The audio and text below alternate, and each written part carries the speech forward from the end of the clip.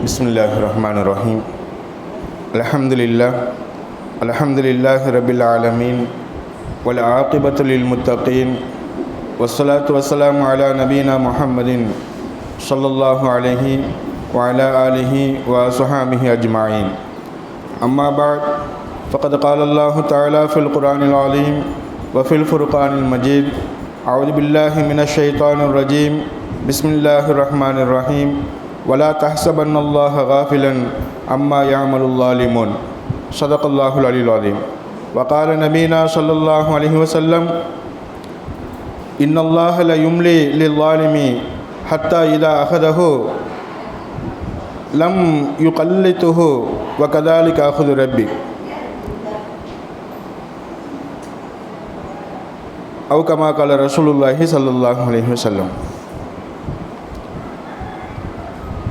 அளவற்ற அருளாளனும் நிகரற்ற அன்புடையவனுமாகிய அல்லாஹ்வுடைய திருப்பெயரினாலும் ஸலவாத்தும் ஸலாமும் அண்ணல் எம்பெருமானார் ஸல்லல்லாஹு அலைஹி வஸல்லம் அவர்களின் மீதும் அவர்களை பின்பற்றி வாழ்ந்த ஸஹாபாக்கள், தாபியன்கள், தபா தாபியன்கள், நல்லடியார்கள், ஷுஹதாக்கள், அவுலியாக்கள், மேலும் இங்கே கூட இருக்கக்கூடிய நம் அனைவர்கள் மீதும் என்றென்றும் உண்டாவதாக என துஆ செய்தவனாகவும் தங்கள் எல்லோருக்கும் சலாம் கூறியும் என்னுடைய இந்த சிறிய உரை ஆரம்பம் செய்கிறேன். அஸ்ஸலாமு அலைக்கும் வரஹ்மத்துல்லாஹி வபரகாத்துஹு. அன்பு நிறைந்த தாய்மார்களே, அல்லாஹ்வுடைய ஒரு பெரிய கிருபையினால் நாமெல்லாம் ரமலானை அடைந்து 10வது நாளில் இப்பொழுது கூடியிருக்கிறோம். அல்லாஹ் நமது இந்த கூடுதலை, இந்த மஜ்லிஸை ஏற்றுக்கொள்வானாக. மேலும் இந்த கூட்டத்தின் பரக்கத்தினால் அல்லாஹ் சுப்ஹானஹு வ தஆலா நமக்கு எல்லா விதமான ரஹமத்துகளையும் தந்து நமது பாவங்களை மன்னித்து சொர்க்கத்திலும் அல்லாஹ் இதுபோல் நம்மளை ஒன்று சேர்த்து வைப்பானாக. மேலும் அல்லாஹ்வுடைய பேர் அருளை என்றென்றும் அல்லாஹ் நம்ம எல்லோருக்கும் தந்தல்வானாக.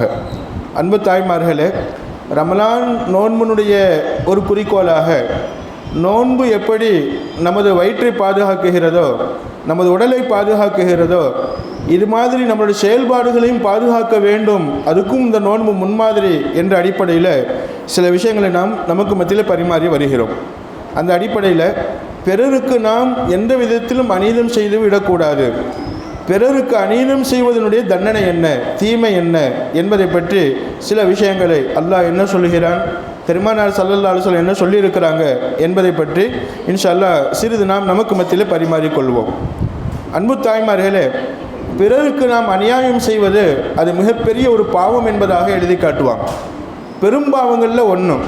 பிறருக்கு எந்த விதத்திலும் நமது எண்ணத்தாலோ செயல்பாடுகளினாலோ நோன்பினுடைய இந்த காலத்திலும் சரி மற்ற எல்லா காலங்களிலும் சரி யாருக்கும் எந்த விதமான ஒரு அநியாயமும் செய்துவிடக்கூடாது, அநீதமும் செய்துவிடக்கூடாது. நிச்சயமாக அநியாயம்டா என்ன, வலவு ஷெய்ஃபி கைரி மஹல்லிஹி ஸுல்மன் அப்படின்னு சொல்லி அரபியில் சொல்லி காட்டுவாங்க. அநியாயம்டா என்ன அப்படின்னு சொன்னால், ஒரு விஷயத்தை செய்யக்கூடாத ஒரு விஷயத்தை நாம் செய்வது, இதுதான் அநியாயம் என்பதாக நமக்கு சொல்லி காட்டுவாங்க. அப்போ நாம் எந்த ரூபத்திலும் கண்டிப்பாக பிறருக்கு நம்மின் மூலமாக அநியாயமான ஒரு செயல் ஏற்பட்டு விடாமல் நம்மளை பாதுகாத்து கொள்ள வேண்டும் என்பதை நம்மெல்லாம் அறிகிறோம். அல்லாஹ் சொல்வான், வலா தஹ்சபன் அல்லாஹ காஃபிலா, அல்லாஹ்வை நீங்கள் சும்மா பார்க்காம இருக்கிறான், கண்டும் காணாமல் இருக்கிறான் அப்படின்னு நினச்சிடாதீங்க. அல்லாஹ் அசால்ட்டாக இருக்கிறான், கண்ணும் காணாமல் இருக்கிறான். நாம் பிறரை அடிக்கிறோம், பிறரை திட்டுறோம், பிறரை ஏசி பேசுகிறோம், பிறருக்கு எல்லா விதத்திலும் அநியாயம் செஞ்சுக்கிட்டு இருக்கிறோம். அல்லாஹ் நம்மளை தண்டிக்கிறது இல்லை, அவன் நம்மளை கண்டும் காணாமல் இருக்கிறான் என்பதாக நீங்கள் அல்லாஹ்வை பற்றி நினச்சிட வேணாம். அம்மா யாமலுல் ஸாலிமூன், அநியாயக்காரர்கள் செய்யக்கூடிய ஒன்றை விட்டும் அல்லாஹ் பாராமுகமாக இருக்கிறான், கண்டும் காணாமல் இருக்கிறான் என்பதாக நினைச்சிடாதீங்க. இன்னமா லியுஅখিருஹும் லியௌமின் தஷ்ஹஸு ஃபீஹில் அப்ஸார், நிச்சயமாக அவங்களை அல்லாஹ் பிற்படுத்துவது எந்த நாளுக்கு தெரியுமா, நாளை மறுமை நாளுக்காக வேண்டி. உடனுக்குடனே தண்டனை கொடுக்கல. உதாரணமாக பாலஸ்தீனத்தில் மக்கள் அழிக்கப்பட்டு வீடுகள் உடைக்கப்பட்டு இன்னைக்கு வரைக்கும் அல்லாஹ் பாதுகாக்கணும் அந்த மக்களை. நிச்சயமாக நோன்பு வைப்பதற்கும் அவங்கள்ட்ட ஒன்றும் இல்லை, நோன்பு திறக்கிறதுக்கும் எதுவும் இல்லை. அப்படி இருந்து மிகப்பெரிய ஒரு இடைஞ்சலில் வாழ்கிறாங்க. ஒரு சின்ன குழந்தை முகத்தில் அடிபட்டு கத்திக்கிட்டு இருக்கிறாங்க. குழந்தைன்னு பார்க்கல, பொம்பளை பிள்ளைகள்னு பார்க்கல, எல்லாரையும் அழிக்கிறான். அவங்க வாயிலிருந்து வரக்கூடிய ஒரே வார்த்தை லா இலாஹ இல்லல்லாஹ், அல்லாஹ் அல்லாஹ் அல்லாங்கிற வார்த்தை மட்டும்தான். இப்படி அல்லாஹ் அல்லாஹ் அல்லாஹ் என்று கூப்பிடக்கூடிய மக்கள் அழிக்கப்படுகிறாங்க. அல்லாஹ் அதை கண்ணும் காணாமல் இருக்கிறான் அப்படின்னு நம்ம நினைச்சிடக்கூடாது. இப்போ அல்லாஹ் சொல்லுகிறான், இன்னமா யோகிரஹும், அப்படி எதிர்க்கக்கூடியவர்களை அழிக்கக்கூடியவர்களை அல்லாஹ் விட்டு வச்சிருக்கிறான் அப்படின்னு சொன்னால் கண்டிப்பாக ஒரு நேரம் வரும், ஒரு நாள் வரும், அந்த நேரத்தில் அல்லாஹ் பிடிப்பான். அந்த பிடியுடைய நேரத்தில் தஷ்ஹசு ஃபீஹில் அப்சார், கண் விழுங்கி, அதாவது விழி பிதுங்கி போவாங்க, கண் விழி பிதுங்கி போயிடும் என்பதாக அல்லாஹ் தன் திருமறையில் சொல்லி காட்டுவான். அந்த சோதனைகளை அவங்களால் தாங்க முடியாது என்பதாக அல்லாஹ் சொல்லி காட்டுவான். ஒரு புறத்தில் அநியாயக்காரன் நமக்கு அநீதம் செலுத்துகிறாங்கன்னு சொன்னால் நம்மளை அல்லாஹ் சோதிக்குகிறான். இன்னொரு புறத்தில் யார் அநியாயம் செய்கிறாங்களோ அவங்களை அல்லாஹ் விட்டு வைத்து சோதிக்குகிறான். கண்டிப்பாக நாம் யாருக்கும் எந்த விதமான தீங்கும் ஏற்படுத்தி விடக்கூடாது. அல்லாஹ் பிறருக்கு அநீதம் செய்யக்கூடியவர்களை உற்று நோக்குகிறான், தனிப்பட்ட முறையில் கண்காணிக்குகிறான் என்பதை அல்லாஹ் இந்த ஆயத்தின் மூலமாக சொல்லி காட்டுவான். வஸயஅலமுல்லதீன ஸலமு ஐய முன்கலபின் யன்கலிபூன், நிச்சயமாக அநியாயம் செய்யக்கூடியவர்கள் விரைவில் அறிந்து கொள்வார்கள், விரைவில் அவர்களுக்கு ஒரு பாடம் கற்பிக்கப்படும், நிச்சயமாக எப்படி புரட்டி போடப்படுவார்கள் என்பதாக. நிச்சயமாக திடீர்னு பிடிப்பான். இன்ன பத்துஷ ரப்பிக லஷதீத், உங்களுடைய இறைவனுடைய பிடி இருக்கிறது, விட்டு வச்சுக்கிட்டே இருப்பான். நிச்சயமாக அல்லாஹ் உடனுக்குடனே தண்டிக்க மாட்டான், விட்டு வச்சுக்கிட்டே இருப்பான். ஆனால் திடீர்னு பிடிக்கக்கூடிய அவனுடைய பிடி ஆகிறது லஷதீத், அது மிக கடுமையாக இருக்கும், மிக கொடுமையாக இருக்கும், அது மிக கடுமையானதாக இருக்கும் என்பதாக அல்லாஹ் எச்சரிக்கை செய்வான். எனவே பிறருக்கு அநியாயம் செய்யக்கூடிய அந்த ஒரு பழக்கம் அது ஒரு பெரிய பாவம் என்பதை நாம் எல்லாம் அறிய கடமைப்பட்டவர்களாக இருக்கிறோம். பெருமானார் ஸல்லல்லாஹு அலைஹி வஸல்லம் சொல்வாங்க, இன்னல்லாஹ லா யும்லி லில் ஸாலிமி, அநியாயக்காரனுக்கு அவகாசம் கொடுப்பான் அல்லாஹ், அவனை விட்டு வைப்பான். ஹத்தா இதா அஹதஹு லம் யுகல்லிதுஹு, நிச்சயமாக அல்லாஹ் அவனை பிடிக்க நாடிட்டா அவனை யாரும் என்ன செய்ய முடியாது, காப்பாற்ற முடியாது, அவன் தப்பிக்க முடியாது என்பதாக பெருமானார் ஸல்லல்லாஹு அலைஹி வஸல்லம் சொல்லி காட்டுவாங்க. அன்பு தாய்மார்களே, இதைத்தான் அல்லாஹ் சொல்வான், வகதாலிக அஹ்து ரப்பிக, அல்லாஹ் சொன்ன அந்த ஆயத்தையும் பெருமானார் ஸல்லல்லாஹு அலைஹி வஸல்லம் ஓதி காட்டுவாங்க. வகதாலிக அஹ்து ரப்பிக, அல்லாஹ்வுடைய பிடி அப்படித்தான் இருக்கும். யார் பிறருக்கு அநியாயம் செய்வாங்களோ அநியாயம் செய்யக்கூடியவங்களை உடனே பிடிச்சிட மாட்டான், கொஞ்சம் அவகாசம் கொடுத்து பிடிப்பான், கொஞ்சம் அவகாசம் கொடுத்து, அதாவது கொஞ்சம் விட்டு வச்சு பிடிப்பான் என்பதாக அல்லாஹ் சொல்வதை பெருமானார் ஸல்லல்லாஹு அலைஹி வஸல்லம் நமக்கெல்லாம் எச்சரிக்கையாக சொல்லி காட்டுவாங்க. எனவே அன்பு தாய்மார்களே, நிச்சயமாக ரமலான் மாதத்திலேயும் சரி, ரமலான் அல்லாத மாதங்களிலும் சரி, நம்மின் மூலமாக யாருக்கும் எந்த விதமான ஒரு அநீத செயலும் ஒரு அநியாய செயலும் எந்த விதமான ஒரு பாதிப்பும் ஏற்பட்டு விடாமல் நாம் நம்மளை பாதுகாத்துக் கொள்ள வேண்டும் என்பதை இந்த ஆயத்தின் மூலமாக விளங்கிக் கொள்கிறோம். பெருமானார் ஸல்லல்லாஹு அலைஹி வஸல்லம் சொல்வாங்க, மன் கானத் இன்தஹு மظلمத்துல் அஹீஹி, யார் ஒருவர் தன் சகோதரனுக்கு அநியாயம் செய்வானோ, அநியாயம் செய்யப்பட்ட ஒரு பொருள், மின் ஆரலின் அவ் ஷையின், ஒரு பொருளோ ஒரு சொத்தோ சகோதரன்கிட்ட அநியாயமாக பிடுங்கிக்கிட்டா ஃபல் யதஹல்லலுல் யௌம, அதை இந்த உலகத்திலேயே ஹலாலாக்கி கொள்ளுங்க. ஏதாவது ஒரு பேனாவை பிடிங்கிட்டோம், ஏதாவது காசை பிடிங்கிட்டோம், ஏதாவது நிலத்தை அபகரிச்சுக்கிட்டோம், இன்னொருத்தருக்கு சொந்தமான ஒரு நிலம், ஆனால் அவங்கள்ட்ட இருந்து நமக்கு எந்த விதமான உரிமை இல்லாமல் அபகரிச்சுக்கிட்டோம். காலம் முழுக்க அவங்க சொல்லிக்கிட்டே இருப்பாங்க, அந்த பாவி என் நிலத்தை அபகரிச்சுக்கிட்டான், என் நிலத்தை அபகரிச்சுக்கிட்டான் சொல்லிக்கிட்டே இருப்பாங்க. ஸல்லல்லாஹு அலைஹி வஸல்லம் சொல்லுவாங்க, அப்படி பிறருடைய சொத்திலிருந்து அல்லது பிறருக்கு சொந்தமான ஒரு பொருளில் இருந்து ஏதாவது ஒன்று நீங்கள் அநியாயமாக பறிச்சுக்கிட்டீங்களா ஃபல் யதஹல்லல்ஹு அல் யௌம, இப்போவே போய் அதை ஹலால் ஆக்கிக்கோங்க. ஒரு ஜான் நிலத்தை நீங்கள் பறிச்சுக்கிட்டீங்களா, அந்த ஒரு ஜான் நிலத்துக்கு என்ன விலையை கொடுத்து அதை ஹலால் ஆக்கிடுங்க. அல்லது அடிச்சிட்டிங்களா, போயிட்டு நீங்கள் மன்னிப்பு கேட்டுருங்க, உன்னை நான் அடிச்சிட்டேன்ப்பா, மனசு துன்பப்பட்டு என்னை மன்னிச்சுக்க, இல்லை அதே மாதிரி என்னையும் நீ அடிச்சுக்க. ஸல்லல்லாஹு அலைஹி வஸல்லம் மவுத்துடைய நேரத்தில் சொன்னாங்க, சஹாபாக்களை பார்த்து சக்கராத்து நிலைமையில் கேட்டாங்க, என் அன்பு தோழர்களே, உங்களை நான் யாரையாவது உங்களை நான் திட்டி இருந்தால் என்னை நீங்கள் மன்னிச்சுக்கங்க, உங்களை யாரையாவது நான் அடித்திருந்தால் என்னை நீங்கள் அடிங்க, இதோ என் முதுகு இருக்குகிறது, என் உடம்பு இருக்குகிறது, இதை அடிச்சுக்கங்க, என்ன அடிச்சுக்கங்க. ஏன்னு சொன்னால் இந்த உலகத்தில் உங்களை நான் அடித்த நிலையில் நான் மௌத்தாகிவிட்டால் கண்டிப்பாக அல்லாஹ் நாளைக்கு எந்த குச்சியால் நான் அடித்தேனோ, எந்த பொருளால் நான் நான் அடித்தேனோ அதே பொருளை உங்கள்கிட்ட கொடுத்து என்னை அடிக்க சொல்வான். நிச்சயமாக அல்லாஹ்வுக்கு முன்னாடி எந்த குற்றமற்றவனாக நான் நிச்சயமாக இருக்க விரும்புகிறேன் என்று சொன்ன பெருமானார் ஸல்லல்லாஹு அலைஹி வஸல்லம், யாராவது என்னை அடிச்சிருந்தா வாங்களேன், எந்திரிச்சு வந்து இப்போவே என்ன அடிச்சிருங்களேன். முடியாமல் இருக்கிறாங்க, சக்கராத்து நிலைமையில் இருக்கிறாங்க, மயக்கம் போட்டு கீழே விழுகிறாங்க. அந்த நிலையிலையும் யாருக்காவது கையினால் இடைஞ்சல் செஞ்சிருந்தா, அநியாயம் செஞ்சிருந்தா, ஏதாவது திட்டி இருந்தா என்னை மன்னிச்சுக்கங்க, என்னை மன்னிச்சுட்டு அடிச்சிருந்தா திரும்ப என்ன வந்து அடிங்க என்பதாக சொன்னாங்க. அப்போ யாரும் யாரும் அடிச்சிருப்பாங்க ஸல்லல்லாஹு அலைஹி வஸல்லம். அவங்களுடைய சொல்லு இனிமையானது, அவங்களுடைய செயல் இனிமையானது, எல்லோர்ட்டையும் நல்ல விதமாக பழகுவாங்க.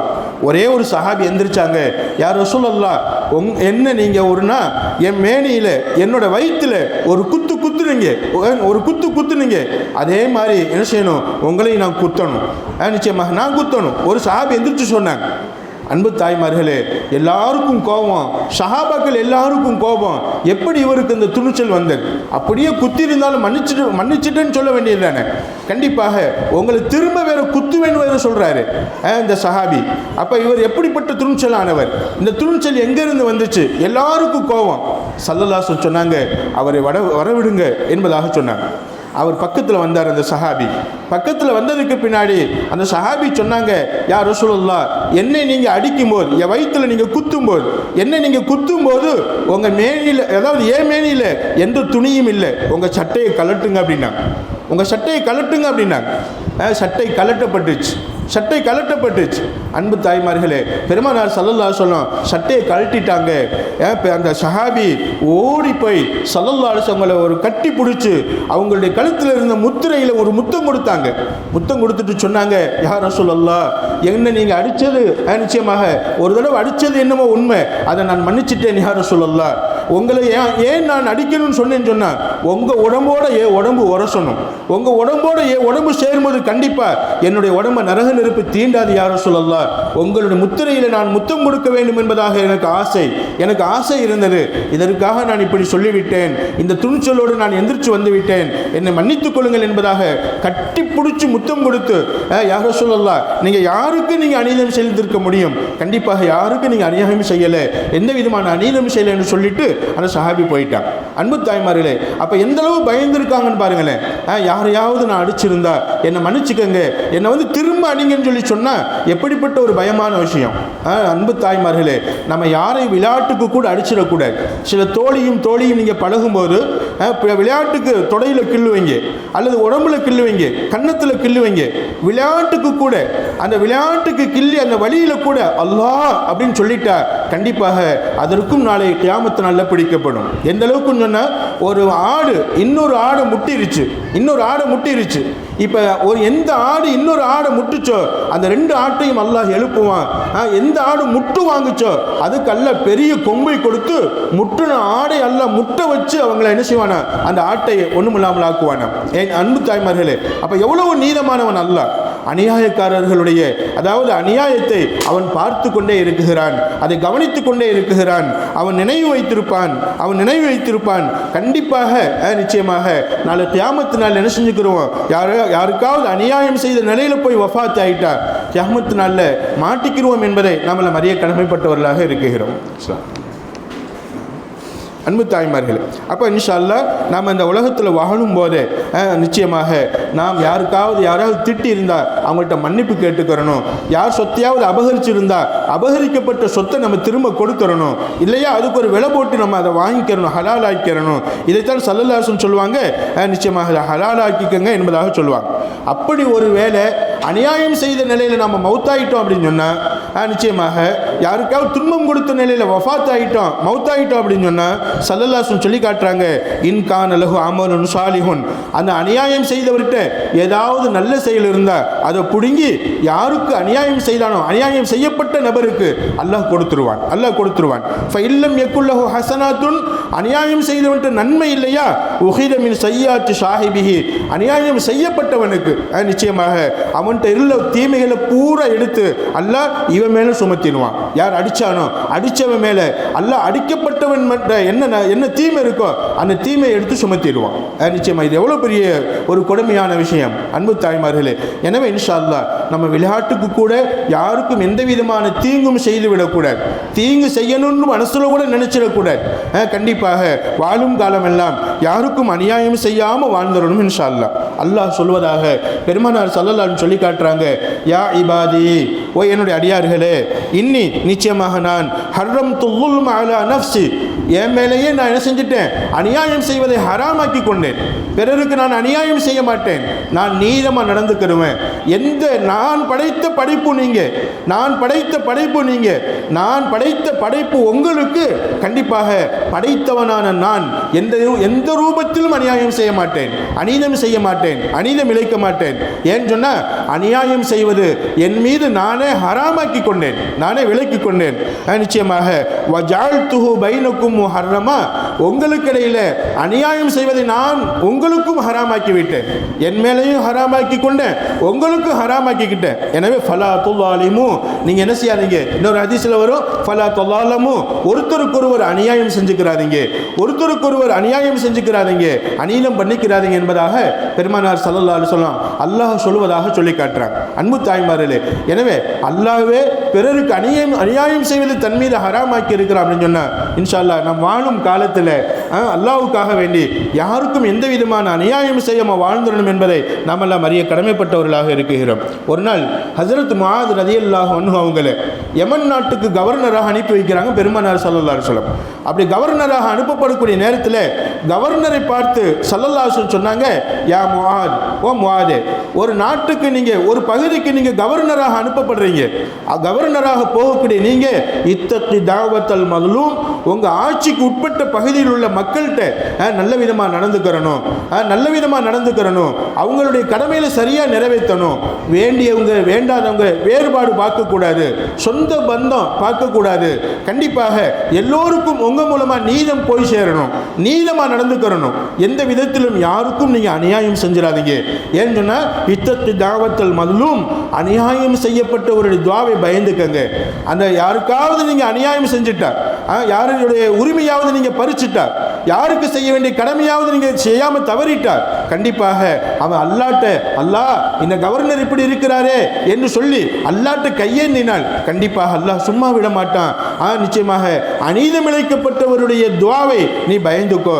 ஃபைன்னஹு லைஸ பைனஹா வ பைனல்லாஹி ஹிஜாப், அநியாயம் செய்யப்பட்டவருக்கும் நிச்சயமாக அல்லாஹ்வுக்கும் இடையில் எந்த விதமான தடையும் திரையும் கிடையாது, தடையும் திரையும் கிடையாது. உடனே அல்லாஹ் அந்த துவாவை ஏற்றுக்கொள்கிறான் என்பதாக சொன்னாங்க பெருமானார் ஸல்லல்லாஹு அலைஹி வஸல்லம். அன்பு தாய்மார்களே, எனவே நம்ம யாருக்காவது இடைஞ்சல் கொடுத்துட்டோம், யாரையாவது திட்டோம், யாரையாவது வேணும்னே அடிச்சிட்டோம் அப்படின்னு சொல்லி சொன்னால் உடனே அடிக்கப்பட்டவர் அல்லாட்ட, அல்லாஹ் என்ன இப்படி அடிச்சிட்டாலே என்பதாக சொல்லி கையேந்தி விட்டால் அந்த கையேந்துதலை அல்லாஹ் உடனுக்குடனே ஒப்புக்கொள்கிறான், உடனே ஏற்றுக்கொள்கிறான்.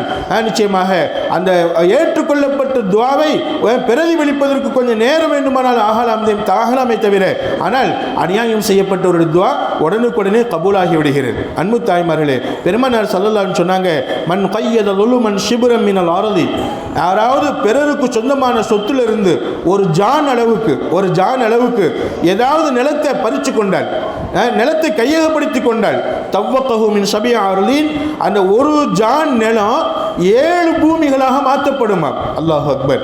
ஒரு ஜான் நிலம் பிறருக்கு சொந்தமான இடம், பிறருக்கு சொந்தமான இடத்திலிருந்து ஒரு ஜான் நிலத்தை அவருடைய அனுமதி இல்லாமல், அவற்றை சொல்லி வாங்காமல், கண்டிப்பாக நம்ம பறிச்சுக்கிட்டோம், நம்ம இடத்துக்குள்ளே இழுத்து போட்டுக்கிட்டோம் அப்படின்னு சொல்லி சொன்னால் அந்த ஒரு ஜான் நிலத்தை அல்லாஹ் 7 பூமியாக மாற்றுவான். எத்தனை பூமிமா? 7 பூமியாக மாற்றுவான். மாற்றி அதை மாலையாக, நரகத்தின் மாலையாக அந்த மனிதனுடைய கழுத்திலே அணிவிப்பானாம் அல்லாஹ். 7 பூமியை சுமக்க முடியுமா? 7 பூமி அளவுக்கு நரக நெருப்பை கழுத்தில் மாட்டி விட்டால், அல்லாஹ் மாலையாக போட்டு விட்டால், அப்போ அந்த நரகத்தினுடைய கங்கு எவ்வளோ பெரிய கங்காக இருக்கும், எவ்வளோ பெரிய கங்காக இருக்கும். இந்த பூமி மாதிரி 7 பூமியினுடைய, அதாவது நெருப்பு கங்கு, அதை மாலையாக அணிவிப்பான் அல்லாஹ். அல்லாஹ் பாதுகாக்கவன். எதுக்குமா மாலையை அனுபவிப்பான்? அல்லாஹ் அனுபவிப்பான். ஒரு ஜான் நிலத்தை, பிறருக்கு சொந்தமான ஒரு ஜான் நிலத்தை நம்ம அபகரிச்சுக்கிட்டோம். அல்லாஹ் அக்பர். நம்ம எத்தனை விதத்தில் கேள்விப்படுகிறோம். நம்ம இஸ்லாமிய மக்கள், நம்ம முஸ்லீம் மக்கள் ஒரு ஜான் நிலம் அல்ல, 1 ஏக்கர் நிலம், 1 ஏக்கர் நிலம், 1 சென்ட் நிலம், எத்தனை, அதாவது பல கோடிக்கணக்கான மதிப்புள்ள சொத்து, இதையெல்லாம் அபகரிச்சு கொண்டாங்க, முறை தவறி அபகரிச்சு கொண்டாங்க. செய்தியை கேள்விப்படுறோமா இல்லையா? அது எவ்வளவு பெரிய பாவம். ஒரு ஜான் நிலத்துக்கு 7 பூமி அளவுக்கு அல்லாஹ் நரக கங்கை தருகிறான், நெருப்பு கங்கை தருகிறான் அப்படின்னு சொல்லி சொன்னா, அது அந்த ஒரு ஜானை விட இப்ப 1 ஏக்கருக்கு எத்தனை ஜான் நம்ம என்ன முடியுமா? எத்தனை ஜான்? அப்ப அதாவது எத்தனை ஜான் நம்ம அளக்கிறோமோ அத்தனை 7 பூமிகளாக நம்ம பெருக்கி பார்த்தா கண்டிப்பாக நரகத்துக்குள்ள நாம நுழைய வேண்டியதுதான். நரகத்தினால் நாம் வேதனை செய்யப்பட்டு விடுவோம் என்பதை எச்சரிக்கை செய்கிறாங்க பெருமானார் ஸல்லல்லாஹு அலைஹி வஸல்லம். எனவே அன்பு தாய்மார்களே, பிறருக்கு சொந்தமான வழியில போய்கிட்டு இருக்கிறோம், ஏதாவது செயின் கீழே கிடக்கு, ஏதாவது காசு கீழே கிடக்கு, எடுத்து நம்ம அங்கிட்டு இங்கிட்டு பார்க்கிறோம், யாரும் இல்லை, எடுத்து ஜேப்பில் வச்சிடறோம், இல்லை பைக்குள்ள போட்டுக்கிறோம். அன்பு தாய்மார்களே, இஸ்லாம் சொல்லும், பிறருக்கு உங்களுக்கு சொந்தம் இல்லாத பிறருக்கு சொந்தமான ஒரு பொருளை கீழே கிடந்தா, கீழே கண்டெடுத்தா நீங்க உடனே என்ன செய்யுங்க, நீங்க அந்த தெருவில் அறிவிப்பு செய்யுங்க, கீழே இருந்து ஒரு பொருளை நான் எடுத்திருக்கிறேன், யாருடைய பொருளையாவது காணாமா என்று சொல்லி வாங்கிக்கங்க. அது என்ன பொருள், எப்படி இருக்கும், அதனுடைய அடையாளம் என்ன, காசு, அந்த காசுல எவ்வளவு காசு, பணமா அது அல்லது சில்லறையா, என்ன காசு, எப்படிப்பட்ட அடையாளங்கள், அந்த அடையாளங்களை கேட்டறிஞ்சு யாராவது கேட்டு வந்து ஆமா என்னோட நகையை காணா, என்னோட பணத்தை காணா, அடையாளங்களை சொல்லி உறுதிப்படுத்தினால் கண்டிப்பாக அது அவங்கள்ட்ட ஒப்படைச்சிடுங்க. எத்தனை நாள்மா? 40 நாள் வரைக்கும் சொல்லிக்கிட்டே இருக்கணுமா? சில ஹதீஸ்ல ஒரு மாலிக் ரஹ்மத்துல்லாஹ் சொல்லுவாங்க, 1 வருஷம் வரைக்கும் சொல்லிக்கிட்டே இருக்கணும், 1 வருஷம் வரைக்கும் சொல்லிக்கிட்டே இருக்கணும். யாரும் வரலையா நம்ம வச்சுக்கிற கூட பைத்துல் மால்ல சேர்த்துடணும், பைத்துல் மால்ல சேர்த்துடணும். அல்லாஹ் அக்பர். அன்பு தாய்மார்களே, பொது சொத்துல சேர்த்துடணும். அப்ப அதை நம்ம வச்சுக்கிட்டோம் அப்படின்னு சொன்னா கண்டிப்பாக யார் காணாமலாக்குனாங்களோ அவங்களுடைய மனக்கொதிப்பு, அவங்களுடைய மன துன்பம், அவங்களுடைய துயரம், அவங்களுடைய பத்துவா, அவங்களுடைய கெட்ட துவா, இதெல்லாம் நம்மளை வந்து மாட்டிக்கிறோம், நம்மளை வந்து ஒட்டிக்கிறோம். கண்டிப்பாக அல்லாஹ்ட்ட மாட்டிக்கிறோம். இந்த உலகத்திலேயே அதனுடைய கஷ்டங்களை அல்லாஹ் நமக்கு காண்பித்து விடுவான். அல்லாஹ் நம்மளை பாதுகாக்க வேண்டும். அன்பு தாய்மார்களே, அப்ப கீழே கிடந்த ஒரு கண்டெடுத்த பொருளுக்கு இப்படிப்பட்ட ஒரு சட்டம் என்றால், வேணுமென்ற இன்னொருத்தர் ஒரு பொருளை நம்ம அபகரிச்சுக்கிட்டோம் அப்படின்னு சொன்னா கண்டிப்பாக அது பெரிய பாவம். அதை விட ஒரு பெரிய பாவம் இந்த உலகத்தில் வேறு எதுவுமே இல்லை என்பதை நாம் எல்லாம் அறிய கடமைப்பட்டவர்களாக இருக்கிறோம். பெருமானார் ஸல்லல்லாஹு அலைஹி வஸல்லம் சொன்னாங்க, இஷ்தத்த கலபி, அல்லாஹ் சொல்கிறான், என்னுடைய கோபம் கடுமையாகிவிட்டது, அலாமன் லலம, நிச்சயமாக யார் இன்னொருத்தருக்கு அநீதம் செய்தானோ, அநியாயம் பண்ணினானோ, இன்னொருத்தருக்கு கெடுதி செய்தானோ, அநியாயம் செய்தவனின் மீது என்னுடைய கோபம் கடுமையாகிவிட்டது. மல்லம் எஜிது லஹு நாசிரன் கைரி, யாருக்கும் சொன்ன நிச்சயமாக அநியாயம் செய்யப்பட்டவன் பாவம் அப்பாவியாக இருக்குகிறான், அவனுக்கு உதவி செய்ய யாரும் இல்லை, எதிர்த்து பேச அவனுக்கு வாய் இல்லை, அப்புறாணியா இருக்கிறான். அவன் அப்புறாணித்தனத்தை பயன்படுத்தி யார் பிறருக்கு அநியாயம் செய்தாங்களோ, இவன்கிட்ட ஏதாவது ஒன்று பறிச்சுக்கிட்டா, ஏதாவது ஒன்று பிடுங்கிக்கிட்டா, இவனுக்கு செய்ய வேண்டிய உரிமையை பறிச்சுக்கிட்டா கண்டிப்பா இவனை கேட்கறதுக்கு யாரும் இல்லை, இவனை கேட்கறதுக்கு யாரும் இல்லை என்பதாக நினைச்சு யாராவது நீங்க பிறருக்கு கெடுதி செய்தீங்கன்னா அவனுக்காக கேட்க நான் இருக்கிறேன் என்று அல்லாஹ் சொல்கிறான். அன்பு தாய்மார்களே, அந்த மனிதனுக்காக கேட்க நான் இருக்கிறேன், அவன் சார்பாக பேச நான் இருக்கிறேன். நிச்சயமாக இஷ்தத்த கலபி, அவன் மேல என்னுடைய கோபம் கடுமையாகிவிடும் என்பதாக அல்லாஹ் எச்சரிப்பதாக பெருமானார் ஸல்லல்லாஹு அலைஹி வஸல்லம் சொல்லி காட்டுறாங்க. எனவே அன்பு தாய்மார்களே, நமக்கு மத்தியில் நம்ம வீட்டிலேயோ அக்கம் பக்கத்திலேயோ தெருவுலையோ கண்டிப்பாக சில பிள்ளைய அப்புறாணி பிள்ளைகளாக இருப்பாங்க, பேச தெரியாத பிள்ளைகளாக இருப்பாங்க, எதிர்த்து பேச மனம் இல்லாமல் இருப்பாங்க. கண்டிப்பாக இப்படிப்பட்ட பிள்ளைகளை ஒரே அடியா நாம் அடக்கி ஆண்டு நம்ம அநியாயம் செய்தால், நம்ம அநீதம் செலுத்தினால் அல்லாஹ்ட்ட மாட்டிக்கிடுவோம், அல்லாஹ்ட்ட நம்ம மாட்டிக்கிடுவோம். அல்லாஹ் பாதுகாக்கணும். அல்லாஹ்வுடைய கோபம் நம்ம மேல இறங்கி விடும் என்பதை பெருமானார் ஸல்லல்லாஹு அலைஹி வஸல்லம் எச்சரிக்கை செய்கிறாங்க. நான் உங்களுக்கு புரியும் என்று நினைக்கிறேன். நம் வீட்டு பிள்ளையாக இருந்தாலும் சரி, நம் வீட்டு பிள்ளை, உதாரணமாக 2 பொம்பளை பிள்ளை இருக்கிறாங்க, ஒரு பிள்ளை நல்ல வாய் பேசுவாங்க, இன்னொரு பிள்ளை வாய் பேசுறதில்லை, பேசாத பிள்ளை தானே என்பதாக நினைச்சு அந்த பிள்ளைக்கு நம்ம எந்த விதமான அநியாயம் செய்துவிடக்கூடாது. அந்த அந்த பிள்ளைக்கு கொடுக்கக்கூடிய உரிமையை கொடுக்காமல் இருந்து விடக்கூடாது. அதே மாதிரி யாராவது நம்ம வீட்டில் மருமகள்கள் இருக்கிறாங்க, பேசாத மருமகள்களாக இருக்கிறாங்க, பேசலையே, எதிர்த்து பேசலை என்பதற்காக வேண்டி அவங்களுக்கு எந்த தீயதும் நம்ம செஞ்சு விடக்கூடாது. அன்பு தாய்மார்களே, கண்டிப்பாக ஒவ்வொரு விஷயத்தையும் அல்லாஹ் கவனிக்குகிறான். நம்ம பிறருங்கும் போது நம்ம மகளாக இருந்தாலும் சரி, நம்ம மருமகளாக இருந்தாலும் சரி, மகனாக இருந்தாலும் சரி, மருமகனாக இருந்தாலும் சரி, யாராக இருந்தாலும் யாருக்கு எந்த விதமான அநியாயம் ஏற்பட்டு விடாமல் நாம் நமது செயலை பாதுகாத்துக் கொள்ள வேண்டும் என்பதை இந்த ஹதீஸின் மூலமாக அறிகிறோம். ஸல்லல்லாஹு அலைஹி வஸல்லம் சொன்னாங்க, ஹம்சத்துன், 5 விஷயம் இருக்கிறது. எத்தனை விஷயமா? 5 பேர் இருக்கிறாங்க. வலிபல்லாஹு அலைஹிம், அவர்கள் மீது அல்லாஹ் கோபப்படுகிறான். 5 பேர் மேலே அல்லாஹ் கோபப்படுகிறான். இன்ஷா அவன் நாடினால் அம்லா கலபஹு அலைஹிம் ஃபித் துன்யா, அந்த கோபத்தை உலகத்திலே அல்லாஹ் இறக்கி வைத்து விடுகிறான். அப்படின்னு சொன்னா உலகத்திலே அவங்க மேல அல்லாஹ் கோபத்தை காட்டி விடுகிறான். வைல்லா அமரஹும் ஃபில் ஆஹிரா இலன்னார், நிச்சயமாக மறுமை நாளில் அல்லாஹ் அவங்களை நரகத்தின் பக்கம் ஏவுவான் என்பதாக ஸல்லல்லாஹு அலைஹி வஸல்லம் சொல்லி காட்டுறான். ஒன்று 5 பேர் 5 விஷயத்தை சொன்னாங்க, 5 பேரை சொன்னாங்க. அந்த 5 பேர் நிச்சயமாக அல்லாஹ்வுடைய கோபத்திற்குரியவங்க. ஒன்று இந்த உலகத்திலேயே அந்த 5 பேருக்கு அல்லாஹ்வுடைய கோபம் கிடைச்சிரும், இல்லையா மறுமை நாளில் கண்டிப்பாக கிடைக்கும் அப்படின்னு சொல்லிட்டு 1வது நபர் யார் தெரியுமா? 1வது நபர் யாருன்னு தெரியுமா? அமீரு கௌமின், ஒரு சமூகத்தினுடைய தலைவர், ஒரு சமூகத்தினுடைய தலைவர், ஒரு சமூகத்தினுடைய பொறுப்புதாரி, ஒரு சமுதாயத்தினுடைய தலைவர், ஒரு கூட்டத்தினுடைய தலைவர். யஹுது ஹக்கஹு மின் ரஅய்யத்திஹி, குடிமக்களிடத்திலிருந்து தனக்கு வேண்டிய ஹக்கை வாங்கிக் கொள்கிறார், வரிப்பணத்தை வாங்கிக் கொள்கிறார். குடிமக்களிடத்திலிருந்து வாங்குவதையெல்லாம் பிடுங்குவதையெல்லாம் பிடுங்கிக் கொள்கிறார். ஆனால் வலா யுனஸ்ஸிஃபுஹு மின் நஃப்ஸி, தன்னிருந்து அவங்கள்ட்ட எந்த விதமான நீதமும் செலுத்துறதில்லை, குடிமக்களுக்கு நீதமாக நடந்துக்கிறது இல்லை, அவங்க கோரிக்கைகளை நிறைவேற்றுவதில்லை, அவங்களுக்கு எந்த விதமான ஒரு நல்ல காரியமும் செய்வதில்லை, அவங்களுக்கு ஏற்படக்கூடிய இடைஞ்சல்களை அகற்றுவதில்லை, துயரத்தை துடைப்பதில்லை, கஷ்டத்தை நீக்குவதற்கு முயற்சி பண்ணுவதில்லை. ஆனால் அவங்கள்ட்ட எனக்கு என்ன வேணும், அவங்கள்ட்ட நான் என்ன பயன்பெறணும், அவங்கள்ட்ட மக்கள்கிட்ட நான் என்ன பயன்பெறணும், இப்படி மக்களுக்கு அநீதம் செலுத்தி வாழக்கூடிய ஒரு சமூகத்தினுடைய தலைவர். இவங்க மேலே அல்லாஹ்வுடைய கோபம் கண்டிப்பாக ஏற்படும். அது இந்த உலகத்திலே ஏற்படலாம், நாளை மறுமை நாளிலும் ஏற்படலாம் என்று சொன்னாங்க பெருமானார் ஸல்லல்லாஹு அலைஹி வஸல்லம். அல்லாஹ் நமது பகுதி மக்களை அல்லாஹ் பாதுகாப்பானாக. நமது பகுதியில் யார் பொறுப்பில் இருக்கிறாங்களோ அவங்களை அல்லாஹ் பாதுகாப்பானாக. கண்டிப்பாக பொறுப்பில் இருக்கக்கூடியவங்க யார் வேணாலும் இருக்கட்டும், ஆனால் மக்களுக்கு நல்லது செய்யக்கூடியவர்களாக, மக்களுக்கு நன்மையை நிறைவேற்றக்கூடியவர்களாக, நல்ல விதத்தில் செயல்படக்கூடியவர்களாக இருக்கட்டும் என்பதை நாம் எல்லாம் அல்லாஹ்விடத்தில் துஆ செய்ய கடமைப்பட்டவர்களாக இருக்கிறோம். ஒன்று, இந்த மாதிரி அநியாயம் செய்யக்கூடிய, மக்களுக்கு அநியாயம் செய்யக்கூடிய ஒரு சமூகத்தினுடைய தலைவர். 2வது, வஸஈமு கௌமின் யுதீஊனஹு வலா யுஸாவி பைனல் கவி வல் லைஃப். வஸஈமு கௌமின், ஒரு முக்கியஸ்தர், ஒரு கூட்டத்தில் உள்ள முக்கியஸ்தர், அவருக்கு எந்த பொறுப்புலையும் கிடையாது, ஆனால் அவரை கேட்டு தான் எல்லாம் செயல்படுவாங்க, அவருக்கு எல்லாரும் வழிபடுவாங்க. ஒரு முக்கியஸ்தராக இருக்கிறாங்க, ஒரு கூட்டத்தினுடைய முக்கியஸ்தர். அவர் என்ன செய்கிறாருன்னு சொன்னால் வலா யுஸாவி பைனல் கவி வல் லைஃப், நிச்சயமாக மக்களுக்கு மத்தியில் அவர் முக்கியஸ்தராக இருக்கிறாரு என்று சொல்லி யாரையாவது போய் கோரிக்கை வைத்தால் அவர் என்ன செய்வார்னு சொன்னால், பணக்காரராக இருந்தால் அவருடைய கோரிக்கையை ஏற்றுக்குருவார், ஏழையாக இருந்தால் சி இங்கே நேரத்தில் நிற்காத போயிடு என்பதாக ஏழையை விரட்டி விடுவார். ஏழைக்கு ஒரு நியாயமும் பணக்காரருக்கு ஒரு நியாயமும் செலுத்துவார். இப்படிப்பட்ட ஒரு முக்கியஸ்தர் வயத்த கல்லமு பில் ஹவா, அவருக்கு மனசில் தோணியதை சொல்லி தப்போ ரைட்டோ அவர் ஒரு விஷயத்தை சொல்லி என்ன செஞ்சிருவார், தீர்ப்பு செஞ்சிருவார். நிச்சயமாக இப்படிப்பட்ட முக்கியஸ்தர், இவர் மேலே அல்லாஹ் கோபப்படுகிறான்.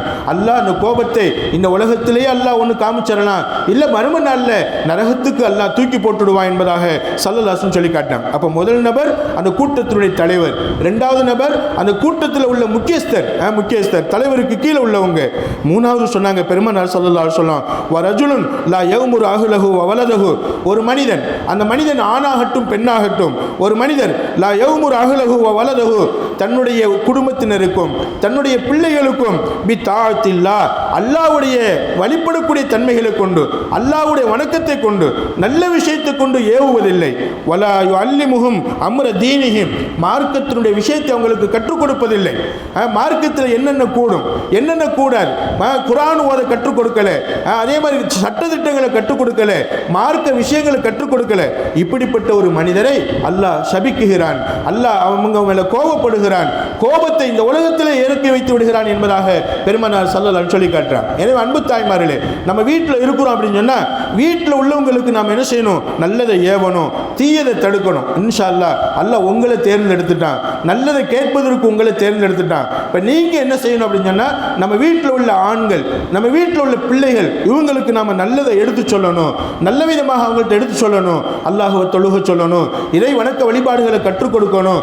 நிச்சயமாக தீன நாம கற்று அவங்களுக்கு சொல்லிக் கொடுக்கணும், அவங்களையும் கற்றுக்கொள்ள செய்யணும் இன்ஷா அல்லாஹ். இப்படி யார் முயற்சி செய்யலையோ, அவங்க ஆணாகட்டும் பெண்ணாகட்டும், முயற்சி செய்யாத வீட்டில் நல்லதை ஏவாத ஒரு வீட்டு பொறுப்புதாரி கண்டிப்பாக அவர் மேல் அல்லாஹ்வுடைய கோபம் இறங்குகிறது என்பதாக பெருமானார் ஸல்லல்லாஹு சொல்லி காட்டினார். ஒன்று இந்த உலகத்தில் அதனுடைய பாதிப்பு தெரியும், இல்லையா மறுமை நாளில் தெரியும் என்பதாக சொன்னாங்க. அப்போ மூணாவது நபர் யாருமா? வீட்டில் நல்லதை எவித்தியதை தடுக்காதவர், தீனுடைய விஷயங்களை கற்றுக் கொடுக்காதவர், இவங்க மேலே அல்லாஹ்வுடைய கோபம் இறங்கும் என்பதாக சொன்னாங்க. நாலாவது ரஜுலுன், ஒரு மனிதன், அநியாயக்கார மனிதன். ஒரு ரஜுலுன், ஒரு மனிதர், இஸ்தஜர அஜீரன், வீட்டுக்கு ஒரு வேலைக்காரனை கூப்பிட்டான், வீட்டுக்கு ஒரு வேலைக்காரர் வேலை செய்ய வர சொன்னான். அப்பா என் வீட்டில் வேலை இருக்கு, கொஞ்சம் வந்து பார்த்துக்கொள்வேன் என்பதாக சொன்னான். அது ஆணோ பெண்ணோ, ஒரு வேலைக்காரியோ அல்லது வேலைக்காரனோ யாரையோ வீட்டுக்கு வர சொன்னான். வீட்டுக்கு வந்ததுக்கு பின்னாடி நிச்சயமா ஃபஸ்தௌஃபா மின்ஹுல் அமல, என்னென்ன வேலை பார்க்கணுமோ அந்த மரத்தை வெட்டு, அதை அள்ளி போடு, இந்த குப்பையை அள்ளி போடு, உனக்கு வேலை காலையிலிருந்து சாயந்தரம் வரைக்கும், அதை செய் இதை செய் அதை இப்படி செய் என்பதாக ஃபுல்லாக வேலை வாங்கிட்டான். வேலை வாங்கினதுக்கு பின்னாடி வலம் யுஃபி ஊஜுரத்தஹு, நிச்சயமாக அவனுடைய கூலியை பரிபூர்ணமாக கொடுக்காமல் இருப்பான் பாருங்களேன், அவன் அல்லாட்ட மாட்டிக்கிடுவான், அவன் மேல் அல்லாவோட கோபம் ஏற்படும்.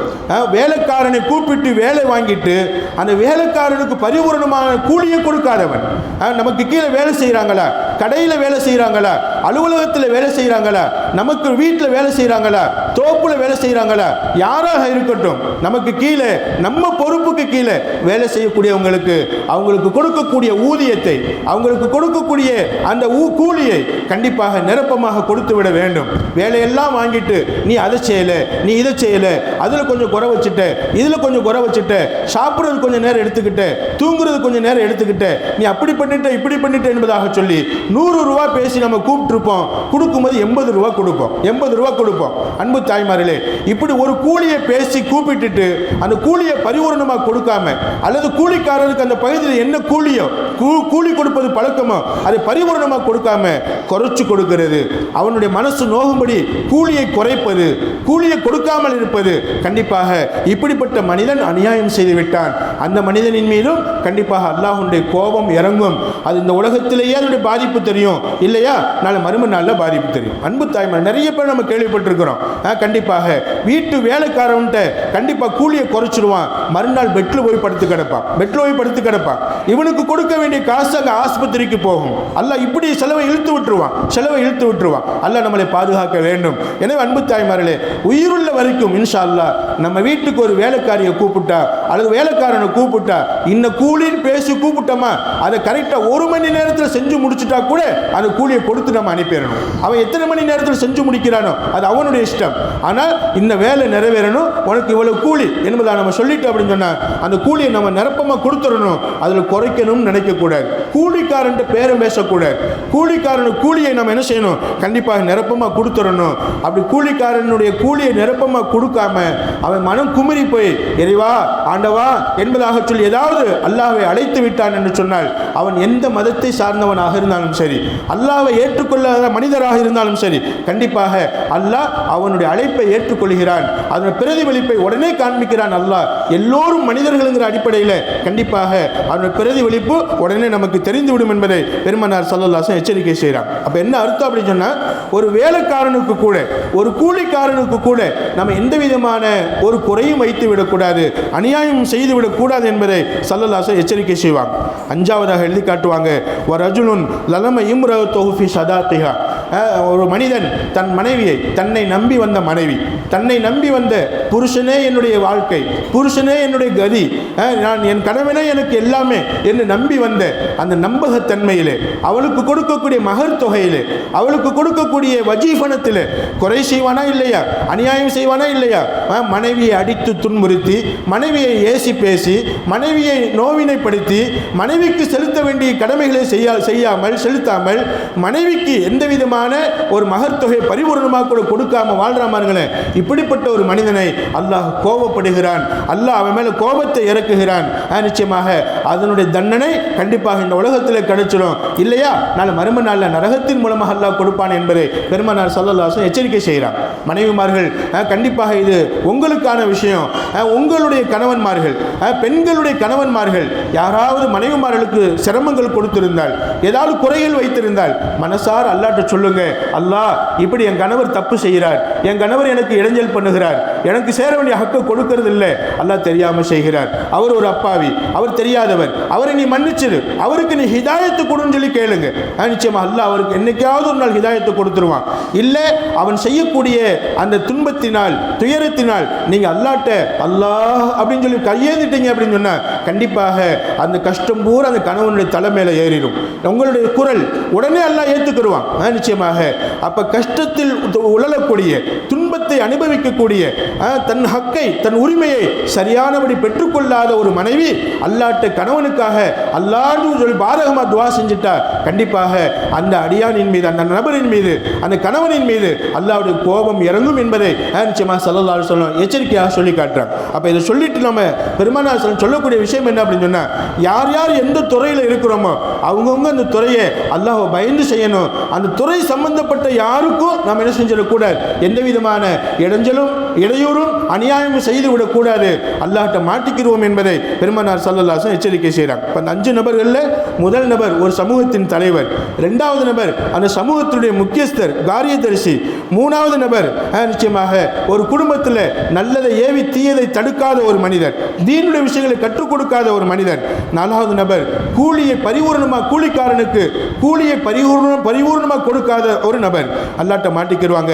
5வது நபர் தன் மனைவிக்கு இடைஞ்சல் தரக்கூடிய, மனைவியின் ஹக்கை பேணாத கணவன் நிச்சயமாக அல்லாஹ்ட்ட மாட்டிக்கிடுவான். அந்த 5 பேரிலிருந்தும் அல்லாஹ் நம் சமூகத்தை பாதுகாக்கணும், அல்லாஹ் நம் சமூகத்தை பாதுகாக்கணும், நமது மக்களை பாதுகாக்கணும். இந்த மாதிரி ஒரு எந்த விதமான ஒரு அநியாய செயலும் கண்டிப்பாக நமது மக்கள்கிட்ட இருக்கக்கூடாது என்பதை இந்த ஹதீஸின் மூலமாக நம்மளை வழங்கிக் கொள்கிறோம். பெருமானார் ஸல்லல்லாஹு அலைஹி வஸல்லம் சொன்னாங்க, அல்லாஹு மஅல் மظلوم, அநியாயம் செய்யப்பட்ட ஒரு அல்லாஹ் இருக்குகிறான். ஹத்தா யுஅத்தா இலைஹி ஹக்கஹு, எதுவரைன்னு சொன்னால் அந்த அநியாயம் செய்யப்பட்டவருக்கு சேர வேண்டிய ஹக்கை நிறைவேற்ற வரைக்கும் அல்லாஹ் அந்த அநியாயம் செய்யப்பட்டவரோடு இருக்குகிறான். கண்டிப்பாக அவனோட இருந்து யார் அநியாயம் செய்கிறாங்களோ அவங்களை கண்காணிக்கிறான் என்பதாக பெருமானார் ஸல்லல்லாஹு அலைஹி வஸல்லம் ஒரு ஹதீஸில் சொல்லுவாங்க. அன்பு தாய்மார்களே, அநீதியம் செய்யப்பட்டவன், அநியாயம் செய்யப்பட்டவன், உதாரணத்துக்கு எடுத்துக்கொள்வோமே, ஒரு நபர் ஒரு தோழி வர்றாங்க, நிச்சயமாக நம்ம ஒன்றுமே பண்ணலை, எதுவுமே செய்யலை, சும்மா உட்கார்ந்து இருக்கிறோம், நம்ம மேலே ஒரு முதுகில் சத்துன்னு ஒரு அடி அடித்தாங்க. என்னன்னுமா ஒரு அடி அடித்தாங்க, நீங்கள் எந்திரிச்சிங்க, என்னன்னுமா என்ன நீ முதுகில் அடிக்கிற, ஒரு அடி தானே அடித்தேன், நான் 2 அடி அடிக்கிறேன், 2 அடி அடிச்சிட்டீங்க, இப்போ என்னம்மா, இப்போ என்ன நடக்குமா? ஒரு தோழி வந்தாங்க, உங்களை அடித்தாங்க, திரும்ப நீங்கள் அடிச்சிட்டீங்க, இப்போ என்ன நடக்கும்? சண்டை வரையமா? அல்லாஹ் அங்கே வரமாட்டான், 2 பேரு பக்கமும் வரமாட்டான். ஒருத்தர் அடிச்சிட்டாங்க, திரும்ப அடிச்சிட்டோம், சமமாயிடுச்சு. அவர் அடித்தார், நான் அடித்தேன், அவர் அடித்தார், நான் அடித்தேன், அவர் திட்டினார், நானும் திட்டினேன், அவர் மண்டையை உடைச்சார், நானும் மண்டையை உடைச்சேன். அன்பு தாய்மார், இது சமமாயிடும், இது சமமாயிடும். இப்போ இதில் யார் அநியாயம் செய்தது, யார் அநீதம் செய்யப்பட்டது? கண்டிப்பாக கிடையாது. இதில் 2 பேருக்குமே குற்றம் ஏற்படும், சண்டை போட்டு குற்றம் ஏற்படும். ஆமாம், ஒருத்தவங்க சொன்னீங்க, மாஷா அல்லாஹ், 2 பேருக்குமே அந்த குற்றம் ஏற்படும், சண்டை போட்டு குற்றம் ஏற்படும், சண்டை தான் வரும். கண்டிப்பாக இவர் அவர் அடிக்க, அவர் இவர் அடிக்க, இப்போ 2 பேர் சேர்ந்து அல்லாஹ்ட்ட அல்லாஹ் அல்லாஹ்னு கூப்பிட்டாலும் அல்லாஹ் நம்ம பக்கத்திலே வர மாட்டான். ஆனால் இந்த 2 பேர்த்தில் ஒருத்தவங்க வந்தாங்க, அடித்தாரு, அடி வாங்கின நபர் ஏப்பா இப்படி அடிக்கிற, எனக்கு முதுகுலாம் வலிக்குது, முதுகுலாம் வலிக்குது, இன்னொரு அடி அடித்தார், நிச்சயமாக இப்போ முதுகுலாம் வலிக்குது, திரும்ப நீங்கள் ஒன்றுமே சொல்லலை, ஒன்றுமே பேசலை, திரும்பவும் அடிக்கலை, அல்லாஹ்ட்ட சொல்கிறீங்க, அல்லாஹ் இப்படி அடிச்சுக்கிட்டே இருக்கிறாளே, இப்படி துன்புறுத்திக்கிட்டே இருக்கிறாளே, இப்படி ஏதாவது செஞ்சுக்கிட்டே இருக்கிறாளே, இடைஞ்சல் பண்ணிக்கிட்டே இருக்கிறாளே, திரும்ப நாம் எந்த விதமான இடைஞ்சலும் பண்ணாமல், திரும்ப அதே தப்பை நாம் செய்யாமல் அல்லாஹ்ட்ட முறையிட்டுட்டாங்கன்னு வைங்களேன், கண்டிப்பாக அல்லாஹ் சொல்லுவான். அல்லாஹ் பெருமானார் சொல்லி காட்டுறாங்க, அல்லாஹு மஅல் மظلوم, திருப்பி தாக்காத, திருப்பி பேசாத, திரும்பி எந்த விதமான தாக்குதலிலும் ஈடுபடாத, அநீதம் செய்யப்பட்ட அந்த நபரோட அல்லாஹ் இருக்கிறான். போரில் திரும்ப தாக்கணும், போர்னு வந்துருச்சுன்னா திரும்ப ஒருத்தருக்கு ஒருத்தர் தாக்குதல் ஏற்பட்டுரும். ஆனாலும் கூட இந்த மாதிரி சின்ன சும்மா சாதாரணமாக இருக்கிறோம், நிச்சயமாக யாரையாவது போய் அடித்து அவர் பிறகு நம்ம அதாவது திரும்ப நம்மளை எதுவும் அடிக்காம அல்லாட்ட முறையிட்டுட்டான்னு சொன்னால் அவரோட அல்லாஹ் இருக்கிறான், அவரோடு சேர்ந்து அல்லாஹ்வும் நம்மளை எதிர்ப்பான் என்பதாக பெருமானார் ஸல்லல்லாஹு அலைஹி வஸல்லம் எச்சரிக்கை செய்கிறான். அன்பு தாய்மார்களே, அல்லாஹ் நம்மளை பாதுகாக்க வேண்டும். வஹப் இப்னு முனப்பஹ் ரஹ்மத்துல்லாஹி அவங்க ஒரு ஹதீஸ் ஒன்று அறிவிக்கிறாங்க. என்ன ஹதீஸ்னு சொன்னால், ஒரு ஊரில் ஒரு பெரிய பணக்காரன் இருந்தார். ஸல்லல்லாஹு அலைஹி வஸல்லம் சொன்ன ஹதீஸாக ஒரு ஹதீஸ் அறிவிக்கிறாங்க. அந்த அறிவிக்கக்கூடிய நபர் பேர் என்னம்மா? வஹப் இப்னு முனப்பஹ் ரஹ்மத்துல்லாஹ். அவங்க நிறைய ஹதீஸ் அறிவிச்சிருக்கிறாங்க. அப்படிப்பட்ட அவங்க ஒரு ஹதீஸ் அறிவிக்கிறாங்க. பெருமானார் ஸல்லல்லாஹு அலைஹி வஸல்லம் சொன்னாங்க, ஹதீஸில் வந்ததாக சொல்லி காட்டுறாங்க, ஒரு ஊரில் ஒரு பெரிய பணக்காரன் இருந்தான். அந்த பணக்காரன் என்ன பண்ணணும் அப்படின்னு சொன்னால், அந்த ஊரில் வச்சு ஒரு பெரிய மாளிகை கட்டணும் அப்படின்னு தன்னுடைய இடத்துல ஒரு பெரிய மாளிகை கட்டினான். நிச்சயமாக அந்த பகுதியில் அவனை மாதிரி வீடு யாரும் கட்டலை, அப்படிப்பட்ட ஒரு வீடு கட்டினான். அந்த இடத்துல அவனுடைய இடத்துக்கு பக்கத்தில் உள்ள ஒரு இடம் ஒரு ஏழை கிழவிக்கு, ஒரு ஏழை பெண்ணுக்கு சொந்தமான இடம். அந்த பெண் என்ன செஞ்சு, தான் குடியிருக்க இடம் இல்லை, ரொம்ப நீண்ட நாளாக வேற இடத்துல குடியிருந்துச்சு. இந்த குடியிருப்பு வந்த உடனே, இந்த பணக்காரன் கட்டின வீடு வந்த உடனே, ஆஹா நம்ம இடத்துல என்ன செஞ்சுக்கிறோம், ஒரு குடிசை போட்டு வாழ்வோம், ஒரு குடிசை போட்டு இருப்போம் என்பதாக நினைச்சு அந்த கிழவி என்ன செஞ்சு, தான் இடத்துல ஒரு குடிசை போட்டது, கூரை குடிசை போட்டது. இப்போ இந்த பணக்காரன் என்ன பண்ணுனா, வீடு திறப்பு விழா நடந்துருச்சு, வெளியில் போயிட்டு என்ன வீட்டுக்கு வர்றான். வீட்டுக்கு வரும்போது தான் வீட்டு பக்கத்தில் ஒரு குடிசை இருப்பதை கவனிக்கிறான். கவனிச்சுட்டு கூட வந்தவங்கள்ட்ட கேட்டான், இது யாருடைய குடிசை என்பதாக கேட்டான். இன்னும் கிழவியினுடைய குடிசைன்னு சொல்லி சொன்னாங்க. என் வீட்டு பக்கத்தில் இவ்வளவு செல்வம் போட்டு கட்டின வீட்டு பக்கத்தில் இந்த சாதாரணமாக குடிசை இருக்கிறதா, இந்த குடிசையை உடைங்க அப்படின்னா. அந்த கிழவி அந்த நேரம் பார்த்து வீட்டில் இல்லை, வெளியில் போயிருந்துச்சு. குடிசை உடைக்கப்பட்டுருச்சு. அந்த அம்மா இல்லாதப்பவே அந்த குடிசை இடிக்கப்பட்டுச்சு, உடைக்கப்பட்டுச்சு, உள்ள ஜாமான்கள் நாசமாக்கப்பட்டுச்சு. நம்ம நீண்ட நேரம் கழிச்சு அந்த அம்மா கடைவீதிக்கு போன அம்மா வீட்டுக்கு வர்றாங்க. வந்து பார்த்தா வீடு உடைஞ்சு போய் கிடக்கு. அப்போ என்ன செஞ்சாங்க, அந்த கிழவி அல்லாஹ் அல்லாஹ்னு அழுகிறாங்க. அந்த பெண்ணுக்கு சப்போர்ட் பண்ண, அந்த பெண்ணுக்கு சாதகமாக பேச அந்த ஊரில் யாருமே இல்லை. சொந்த பந்தங்கள் முன் வரலை, கூட அதாவது பக்கத்தில் உள்ளவங்களும் யாரும் அந்த அம்மாவுக்கு சாதகமாக பேசலை. ஏன் இடிக்கிறீங்க, ஒரு கிழவி வயசான அம்மா குடிசை போட்டிருக்கு, அந்த அம்மாவை இருக்க விடுங்களேன் அப்படின்னு யாரும் சொல்லலை. சொல்வதற்கு யாரும் இல்லை. அன்பு தாய்மார்களே, அந்த அம்மா அல்லாட்ட பேசியது. அல்லாஹ், நான் கட்டி குடியிருப்பதற்கு நீதானே ஒரு குடிசையை தந்தாய். நீ தந்த இடம் எனக்கு சொந்தமான இடம். நீ தந்த சொந்தமான இடத்துல ஒரு கூரை போட்டு நான் வாழணும்னு ஆசைப்பட்டு இந்த குடிசையை நான் கட்டினேன். அல்லாஹ், இதை நீ பார்க்கக்கூடிய நேரத்திலேயே நீனும் கண்காணித்து கொண்டிருந்தாய், நீனும் பார்த்து கொண்டிருந்தாய். அல்லாஹ், அந்த தரா மா ஃபுஇல, என்ன செய்யப்பட்டது என்பதை நீ பார்த்து கொண்டிருந்தாய், நிச்சயமாக பார்த்தாய். எனவே அல்லாஹ் உன்கிட்ட கேட்கிறேன், யார் இதை இடிச்சாங்களோ அவரை நீ உடனுக்குடனே அவர் விஷயத்தில் நடவடிக்கை எடு என்பதாக அல்லாஹ்ட்டு துஆ கேட்டால் அந்த பெண்மணி. அன்பு தாய்மார்களே, உடனே அல்லாஹ் ஜிப்ரீல் அலைஹிஸ்ஸலாம் அவங்களை கூப்பிட்டா. அந்த பெரிய மாளிகை, பெரிய வீடு, அந்த வீட்டை அப்படி பரட்டி போடுங்கன்னு சொல்லி அல்லாஹ் சொன்னான். அந்த வீட்டை அப்படி பரட்டி போடுங்க. என்னன்னு தெரியல, அந்த வீடு கிடுகிடு நடுங்குச்சு, அப்படி பூமிக்குள்ளே இறங்கியது என்பதாக வஹப் இப்னு முனப்பஹ் ரஹ்மத்துல்லாஹ் ஒரு ஹதீஸை சொல்லி காட்டுவாங்க. அப்போ அந்த வீடு உள்ளே இறங்கினதுக்கு காரணம் யாருமா? அந்த வீட்டினுடைய ஓனர். அவன் பக்கத்தில் உள்ள கிழவியினுடைய அந்த வீட்டை இடிச்சதுனால அந்த கிழவி அல்லாட்ட அநியாயம் செய்யப்பட்ட அந்த கிழவி போய் ஏன் இடிச்சேன்னு கேட்கல, யார் இடிச்சதுன்னு தெருவில் கூச்சல் போடலை, அழுகலை, அதாவது கூச்சல் போட்டு கத்தலை, திட்டலை, யாரையும் திட்டலை. அல்லாட்ட சொல்லிச்சு, அல்லாஹ் நீ பார்த்து கொண்டிருந்தாய், யார் இடிச்சது என்பது உனக்கு தெரியும், நீ இது விஷயமா நீனே நடவடிக்கை எடுக்க போதுமானவன் என்பதாக அல்லாட்ட கூப்பிட்டுச்சு, அல்லாட்ட ஒப்படைச்சிச்சு.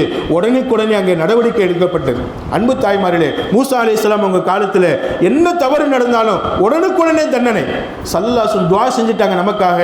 என் உம்மத்தில் யாராவது ஏதாவது தப்பு செஞ்சா பிறருக்கு அநியாயம் செய்கிறார், பிறருக்கு ஏதாவது பாவம் செஞ்சுட்டா கண்டிப்பாக யா அல்லாஹ் உடனே தண்டிச்சிடாரு, என் உம்மத்தை தண்டிச்சிடாரு, உடனே தண்டிச்சிடாரு. கொஞ்சம் அவகாசம் கொடு, திருந்த அவகாசம் கொடு, திரிஞ்சு வாழ அவகாசம் கொடு என்று கேட்ட துவா அல்லாஹ்ட்ட ஒப்புக்கொள்ளப்பட்டதுனால இன்னைக்கு அநியாயம் செய்யப்பட்டவங்க பாதுகாக்கப்பட்டு கொண்டு இருக்கிறார்கள். அநியாயம் செய்யப்பட்டவங்க உடனே தண்டிக்கப்படாமல் பிற்படுத்தப்பட்டு கொண்டு இருக்கிறார்கள். அந்த தண்டனை எப்போ வரும், எப்படி வரும் அல்லாஹ்வே அறிந்தவன். அன்பு தாய்மார்களே, எனவே அல்லாஹ்வுடைய தண்டனை நம்ம அதாவது அல்லாஹ்ட்ட பயந்துக்கிட்டே இருக்கணும். நிச்சயமா யாருக்காவது அநியாயம் செய்து விட்டால் அவங்க அல்லாஹ் கூப்பிட்டுட்டா தண்டனை எந்த ரூபத்தில் வேணாலும் வரலாம். அல்லாஹ் நம்மளை பாதுகாக்கணும். கண்டிப்பாக யாருக்கும் அநியாயம் செய்யாமல் நம்ம வாழ்ந்துடணும் இன்ஷா அல்லாஹ். அதாவது தஹபி இமாம் தஹபி ரஹ்மஹுல்லா கபாயிர்ங்கிற ஒரு பாடத்தில் எழுதுறாங்க. கபாயிர்ங்கிற பெரும்பாவங்கள். அப்படி பெரும்பாவங்களை பற்றி என்னென்ன பாவம், பெரும்பாவம், பெரிய பாவம், அந்த பாவத்தை செஞ்சுட்டா கண்டிப்பாக தௌபா செய்யணும், நிச்சயமாக இஸ்திக்பார் செய்யணும், தௌபாவும் செய்யணும். தௌபா செய்யாமல் அல்ல அந்த பாவத்தை மன்னிக்க மாட்டான். அந்த பெரும்பாவங்கள் அடியாறுகளோடு சம்பந்தப்பட்டிருந்தா அந்த அடியாறுகளுடைய மன்னிப்பு வேணும். அப்போ தான் அல்லாஹ் மன்னிப்பான். யாராவது அடிச்சுட்டேன்னு வைங்களேன், நான் யார் அடிச்சேனோ அவன் என்ன மன்னிக்காத வரைக்கும் அல்லாஹ் என்ன மன்னிக்க மாட்டான். அவன்கிட்ட நான் மன்னிப்பு கேட்கணும். ஐயா உன்னை தெரியாமல் அடிச்சிட்டேன்ப்பா. எங்கள் மதரசாவில் இப்போ உதாரணமாக இதுக்கு முன்னாடி இருந்த ஊரில் மதரசாவில் பிள்ளைகளை அடிச்சிடுவேன். பிள்ளைகளை அடிக்கலாமா அடிக்கக்கூடாதாம்மா? ஒரு உஸ்தாத், ஒரு ஆசிரியர் பிள்ளைகளை அடிக்கலாமா அடிக்கக்கூடாதா? சொல்லுங்கம்மா. என்னம்மா? தப்பு செய்தால் திருத்துவதற்காக வேண்டி ஒரு ஆசிரியர் அடிப்பதற்கு அனுமதி உண்டு.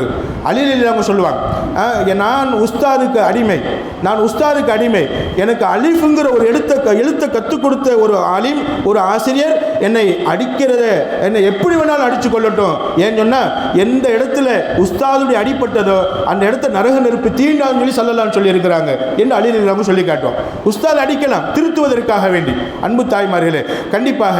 ஆனால் அங்கே ஒரு பழக்கம் இருந்துச்சு. லேசாக யாராவது சேட்டை ஒன்று அடிச்சு போட்டு கூப்பிட்டு அவன் முகத்தில் சிரிப்பு வர்ற வரைக்கும் நிச்சயமாக பசங்க எல்லாம் பார்ப்பாங்க. நிச்சயமாக அடி வாங்கிடுவான். போயிட்டு அவன்கிட்ட 5 ரூபா கையில் கொடுப்பேன். போயிட்டு சாக்லேட் வாங்கிட்டு வாடான்னு சொல்லி அவனை என் கண் முன்னாலேயே சாக்லேட்டை சாப்பிட வச்சு சிரிக்க வச்சு, இனிமேல் இந்த சேட்டை பண்ணக்கூடாது, அது நான் சேட்டை பண்ணது தானே அடித்தேன். ஏம்மா யார்கிட்ட மாட்டிக்கிறணுமா? சொல்லுங்கள், யார்கிட்ட மாட்டிக்கிறணுமா? அல்லாஹ்ட்ட மாட்டிக்கிறணும். இந்த அடிக்காக அல்லாஹ் என்னை பிடித்து விட்டால் அந்த பயம் அங்கே வந்துடும். அந்த பயம், அதாவது உஸ்தாதுடைய அடிக்கு அல்லாஹ் பிடிக்க மாட்டான். இருந்தாலும் கூட அந்த பிள்ளையை அவன் செஞ்ச தப்புக்கு மீறி ஏதாவது தண்டனை கொடுத்துட்டோமோ, அடிச்சிட்டோமோ அப்படிங்கிற பயம் வந்துடும். அவன்கிட்ட சில பேர்கிட்ட மன்னிப்பே கேட்டிருக்கிறேன். நிச்சயமாக ஏன் தெரியாமல் அடிச்சிட்டோம்ப்பா, தெரியாமல் அடிச்சு, இனிமேல் இந்த தப்பு செய்யாது. அவனை உட்கார வச்சு அவன் சிரிக்கிற வரைக்கும் அவனை விட மாட்டேன். சிரித்து பேசி நிச்சயமாக அவனுக்கு ஏதாவது வாங்கி கொடுத்து சாப்பிட விட்டு அதுக்கப்புறம் தான் அனுப்புறேன். எங்கள் உஸ்தாத்மார்களுடைய முறை அது. எங்களுடைய உஸ்தாத்மார்களுடைய ஒரு முறையும் அதுதான். அன்பு தாய்மார்களே, ஏன்னு சொன்னால் யாருக்காவது ஒரு இடைஞ்சல் பண்ணிட்டோமா கண்டிப்பாக அல்லாஹ் பிடிச்சிருவானே, அல்லாஹ் ஏதாவது தண்டிச்சிருவானே அப்படிங்கிற ஒரு பயம், அல்லாஹ்ட்ட மாட்டிக்கிறோமே அப்படிங்கிற ஒரு பயம். அன்பு தாய்மார்களே, இமாம் தஹபி ரஹ்மஹுல்லா அந்த பெரும்பாவங்கள்ங்கிற தலைப்பில் என்ன செய்வாங்க, நிறைய விஷயங்கள் எழுதி காட்டுவாங்க. அதில் அந்த பெரும்பாவங்கள லிஸ்ட்டில் ஒரு சம்பவத்தை எழுதி காட்டுறாங்க. பிறருக்கு அநியாயம் செய்வதும் பெரும்பாவம் அப்படிங்கிற தலைப்பை எழுதிட்டு ஒரு சம்பவத்தை எழுதி காட்டுவாங்க. இப்னு தஹபி, அதாவது தஹபி ரஹ்மஹுல்லா அவங்க வாழ்ந்த பகுதி அரபு நாட்டு பக்கம் ஈரான் பகுதியில் வாழ்ந்திருப்பாங்க. இப்படிப்பட்ட பகுதியில் தஹபி ரஹ்மஹுல்லா அவங்க ஊரில் ஒரு நபரை பார்த்தாங்க. அவங்க சொல்கிறாங்க, அந்த கிதாபில் கபாயிர் அப்படிங்கிற கிதாபில் எழுதி காட்டுறாங்க, ரஐத்து ரஜுலன் மக்தூஅல் யதி, கை துண்டிக்கப்பட்ட, ஒரு கை இல்லை, ஒரு கை இல்லாத ஒரு நபரை நான் பார்த்தேன். நிச்சயமாக ஒரு கை முழுசா இல்லை, அந்த புஜத்திலிருந்து ஒரு கை இல்லை. வஹுவ யுனாதி, அவன் சொல்லிக் கொண்டிருந்தான், மன்ராணி, யார் என்னை பார்க்கிறாங்களோ படிப்பினை பெற்றுக்கொள்ளுங்கள், பாடம் பெற்றுக்கொள்ளுங்கள். ஃபலா எலிமன் அஹதா, யாருக்கும் நீங்கள் அநியாயம் செஞ்சிடாதீங்க. இன்னொருத்தருக்கு அநியாயம் செய்ததினால் என் கை பறிபோய்விட்டது, என் கை நீக்கப்பட்டு விட்டது, என் கை துண்டிக்கப்பட்டு விட்டது. கண்டிப்பாக நான் உங்களுக்கு பாடம், நீங்கள் அநியாயம் செய்து அல்லாஹ்வுடைய தண்டனைக்கு ஆளாகிறாதீங்க என்று தெருவெல்லாம் சொல்லிக்கொண்டு போய் கொண்டிருந்தார். இப்போ தஹபி இமாம் சொல்லி காட்டுறாங்க, அவர்கிட்ட நான் போயிட்டு எப்போ இங்கே வா, என்ன நடந்துச்சு, எப்படி உன் கை போச்சு என்று நான் கேட்டேன். அவர் சொன்னாராம், அந்த ஊர்லேயே வச்சு அவன் பெரிய ஒரு அதிகாரத்தில் இருந்திருக்கிறான் அந்த மனிதன். அந்த ஊரில் வச்சு அவன் தான் பலசாலி, பெரிய பணக்காரன், பெரிய அதிகாரத்தில் இருந்திருக்கிறான். ஒரு நாள் வீட்டுக்கு போகிறான். வீட்டில் பார்த்தா சமைச்சு சாப்பிடுவதற்கு எதுவுமே இவனும் வாங்கி கொடுக்கல, வீட்டில் எதுவும் சமைக்கலை. சரி, வீட்டில் சமையல் இல்லையே அப்படின்ட்டு ஊருக்குள்ளே போகிறான். கடைகளில் உணவெல்லாம் முடிஞ்சிருச்சு. கடலுக்கு போனேன், கடல் பக்கமாக போனேன், ஏதாவது மீன் கீன் கிடந்தா என்ன செய்வோம், அதாவது வாங்கிட்டு வருவோம் என்பதாக சொல்லி கடலுக்கு போகிறான். மீன்பிடி அந்த வியாபாரமும் முடிஞ்சிருச்சு. ஒரே ஒரு நபர், பலகீனமான ஒரு நபர், தன்னுடைய மேனியில் துணி இல்லாமல் ரொம்ப நேரங்க, அவருக்கும் மதிய நேரம், ரொம்ப நீண்ட நேரத்துக்கு பின்னாடி கடற்கரையில் யாருமே இல்லை. ஒரு மீன், பெரிய மீனை அவர் கையில் தூக்கிக்கிட்டு வருகிறான் அந்த மனிதன். அப்படி தூக்கிக்கிட்டு வரும்போது இவன் போயிட்டு கேட்குற அந்த மனிதன்ட்ட, அதாவது அந்த ஊரினுடைய முக்கியஸ்தராக இருக்கக்கூடிய, அந்த ஊரினுடைய பலசாலியாக இருக்கக்கூடிய, மிகப்பெரிய ஒரு பொறுப்பில் இருக்கக்கூடிய அந்த மனிதன் போயிட்டு, டேய் நான் யாருன்னு தெரியுமா அப்படின்னு கேட்டான். மேலே எங்கேயும் பார்த்தார். அந்த ஏழை மனிதன் மேலே எங்கேயும் பார்த்துட்டு, இல்லை முதலாளி என்ன வேணும், இந்த மீன் எங்கேருந்து பிடிச்சிட்டு போகிற அப்படின்னு கேட்டான். முதலாளி, ரொம்ப நீண்ட நேரமாக கடலுக்குள்ளே போராடி என் குடும்பத்தில் என் மனைவி, என் பிள்ளைய, என் வீட்டில் உள்ள தாய் தந்தை எல்லாம் பசியில் இருக்கிறாங்க. ஒன்றும் நான் அவங்களுக்கு உணவு கொண்டு போய் கொடுக்கல.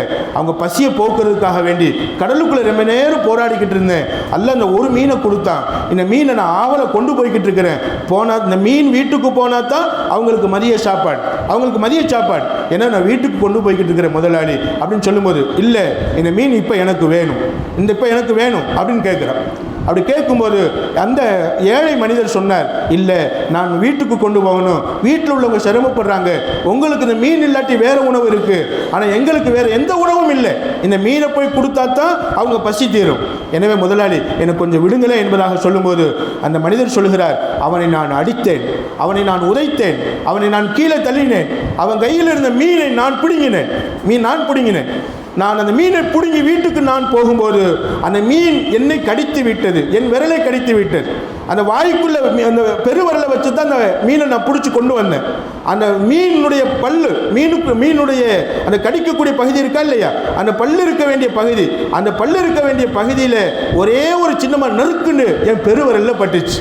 அதோடு நான் சரி மீன் தானே, மீனுடைய பல்லு தானே நினச்சி என்ன செஞ்சிட்டேன், வீட்டில் போயிட்டு என்னப்பா சமைச்சு உணவை ரெடி பண்ணுன்னு சொல்லி உடனே அந்த மீனை சமைச்சு நான் சாப்பிட்டேன். அன்னைக்கு இரவே எந்த இடத்துல கடி பட்டுச்சோ, எந்த இடத்துல மீனுடைய கடி விழுந்துச்சோ, அந்த கடி விழுந்த இடத்துல ஒரு கொப்பளம் மாறி வந்துச்சு. மறுநாள் இந்த கொப்பளம் பெருசாச்சு. மூணாவது நாள் இந்த கொப்பளம் பெருசாகி அப்படியே விரல் பூரா பரவ ஆரம்பிச்சிருச்சு. வீட்டில் இருந்த மருந்துகளை போட்டு பார்க்குறாரு, கேட்கல. நிச்சயமாக ஒரு 7 நாளுக்குள்ளே அந்த விரலே அழுகி போச்சு. வைத்தியர்கிட்ட டாக்டர்கிட்ட போய் காமிக்கிறாங்க. டாக்டர் சொன்னார், இந்த விரல் அழுகி போச்சு, இந்த விரலை வெட்டணும் அப்படின்னு சொல்லி சொன்னார். இந்த விரலை வெட்டணும்னு சொன்னார். ஒரு விரல் வெட்டப்பட்டது.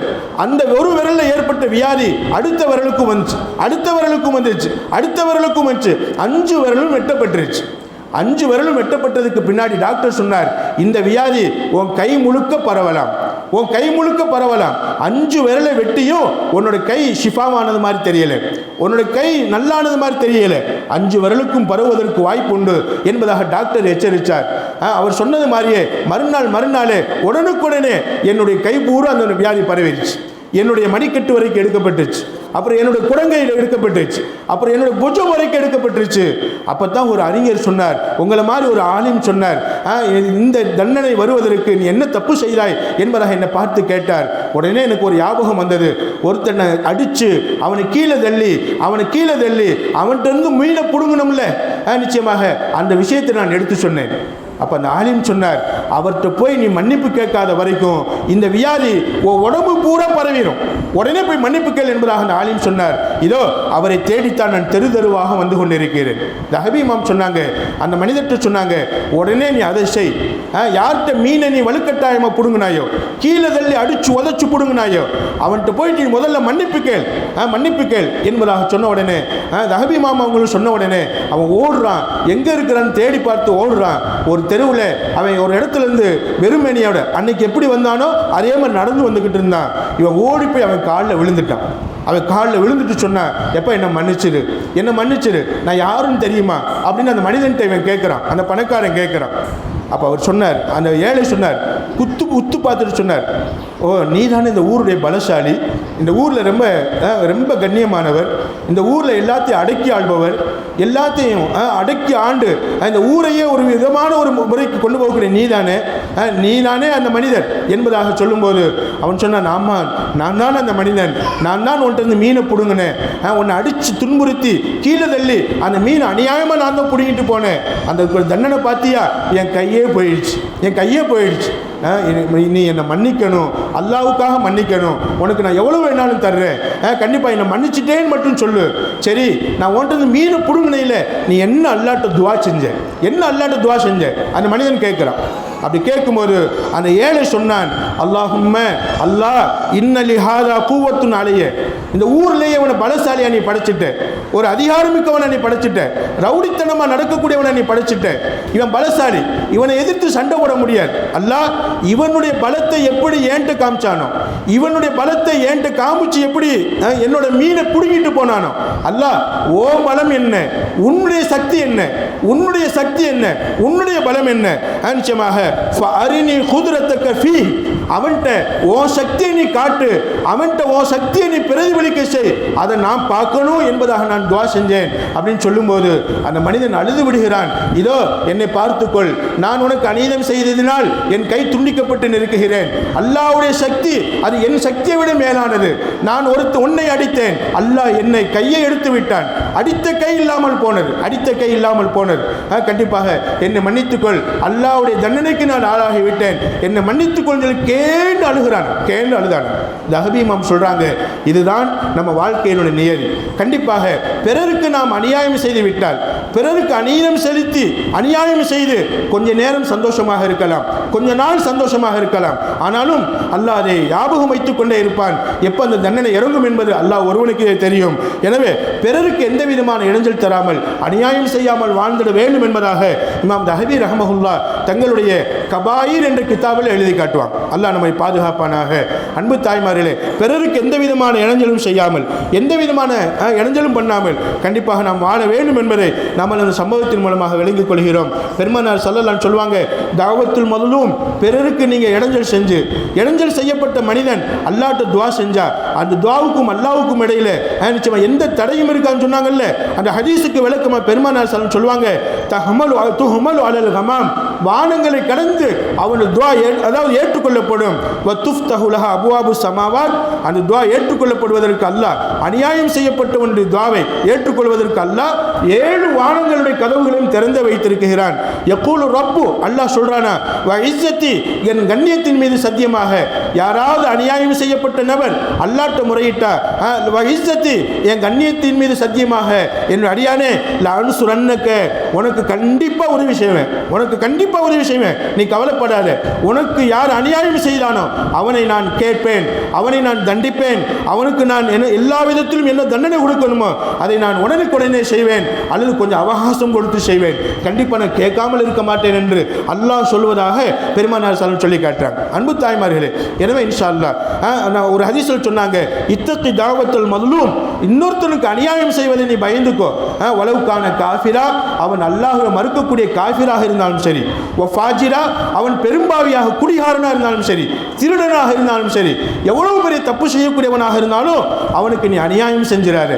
இன்னொரு மனிதனுக்கு அநியாயம் செய்த மனிதன்கிற அடிப்படையில் மனிதாபிமானத்தோடு நடந்து கொள்ள வேண்டும். கண்டிப்பாக மனிதாபிமானம் பாதிக்கக்கூடிய அளவுக்கு என்ன செய்யக்கூடாது, யாருக்கு எந்த விதமான தீங்கும் செய்யக்கூடாது என்பதை ஸல்லல்லாஹு சொல்லும்போது, வலவுக்கான காஃபிரன் வ ஃபாஜிரன், காஃபிராக இருந்தாலும் சரி, ஃபாஜிராக இருந்தாலும் சரி, இத்தகி தாவத்துல் மظلوம், அநியாயம் செய்யப்பட்ட ஒன்று துவாவை நீ பயந்து கொள் என்பதாக பெருமானார் ஸல்லல்லாஹு சொல்லி காட்டுவாங்க.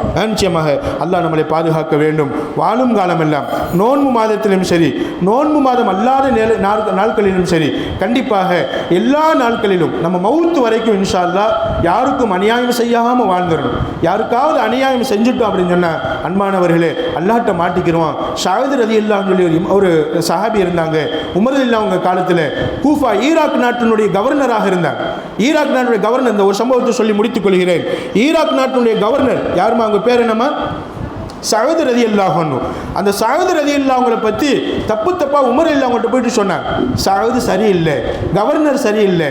அந்த சஅத் ரலியல்லாஹு அன்ஹு, உமரே, அமீருல் முஃமினீன் ஜனாதிபதி அவங்களே, நீங்கள் நியமித்த அந்த கவர்னர், நீங்கள் நியமித்த அந்த சஅத் கண்டிப்பாக அவர் சரியாக தொழுக வைக்க மாட்டார், அவர் சரியாக நீதம் செலுத்த மாட்டார், அவர் தப்பாக செயல்படுறார் என்பதாக சொன்னபோது உமர் ரலியல்லாஹு அவங்க ஒரு குழுவை அனுப்புகிறாங்க. அந்த கூஃபா, அந்த ஈராக் நாட்டினுடைய தலைநகர், அந்த குழு போயிட்டு, சஹாபாக்களுடைய ஒரு குழு அங்கே போயிட்டு அந்த நாட்டினுடைய கவர்னர் சஅத் ரலியல்லாஹு அவங்களை பற்றி எல்லா மக்கள்கிட்ட விசாரிக்கிறாங்க. எப்படி உங்கள் நாட்டினுடைய அதிகாரி, அதாவது உங்கள் பகுதியினுடைய அதிகாரி எப்படி இருக்கிறார்? எல்லாரும் அவரை பற்றி பாராட்டுறாங்க. ஒரு சிலர் மட்டும் அவரை பற்றி குறை சொல்கிறாங்க. இந்த குறை சொன்னவங்களில் அபூ சாதா அப்படிங்கிற ஒரு நபர் இருந்தார். அவர் பேர் என்ன? அபூ சாதா அப்படிங்கிற ஒரு நபர் இருந்தார். அந்த நபர் மட்டும் வந்து அந்த குழுவிட்ட சொன்னார். அந்த அபூ சாதாங்கிற நபர் வந்து அந்த குழு வந்த உமர் ரலியல்லாஹு அவங்க அனுப்பின அந்த அதிகாரிகள்கிட்ட சொன்னார், இந்த மாதிரி சஅத் என்பவர் அவர் மிகப்பெரிய பொய்யர், அவர் நீதம் செலுத்துறதில்லை, அல்லாமல் சத்தியமா அவர் சரியாக நீதமாக நடந்துக்கிறது இல்லை, பணக்காரருக்கு ஒரு மாதிரி ஏழைகளுக்கு ஒரு மாதிரியாக நடந்துக்கிறார், அவருடைய செயல்பாடு சரியில்லை என்று அல்லாமல் சத்தியம் விட்டு சொன்னார். அந்த இடத்துல சஅத் ரலியல்லாஹு அவங்களும் இருக்கிறாங்க.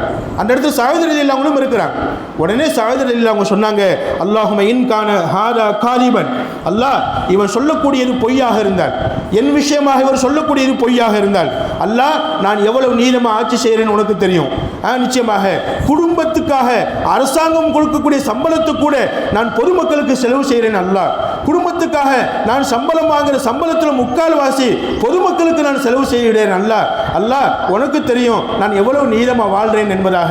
எனக்கு இருக்க வீடு இல்லை, எனக்கு குடியிருக்க வீடு வசதி இல்லை, நான் இத்தனைக்கு ஒரு நாட்டினுடைய கவர்னர், எனக்கு சொத்து சுகம் இல்லை, ஆட்சி நல்லா செய்யணும், நல்லபடியாக நான் ஆட்சி செஞ்சுக்கிட்டு ரப்பே, நான் நீதமாக நடந்துக்கிட்டு இருக்கேங்கிறது உனக்கு தெரியும். இவரை எதிர்த்து பேச வேண்டிய அவசியம் எனக்கு இல்லை. அல்லாஹ் உன்கிட்ட நான் சொல்கிறேன், ஒருவேளை இவர் என் விஷயமா சொல்லக்கூடிய வார்த்தைகள் பொய்யாக இருந்தால் ஃபைம்மு பஸரஹு, அவருடைய பார்வையை நீ குருடாக்கி விடு, வஅத்தில்லு ஃபக்ரஹு, அவரை ஏழ்மையாக்கி விடு, வஅர்தில்ஹு லில் ஃபிதன், பலவிதமான குழப்பங்களுக்கு அவரை காரணமாக்கி வை என்பதாக துஆ செஞ்சுட்டாங்க.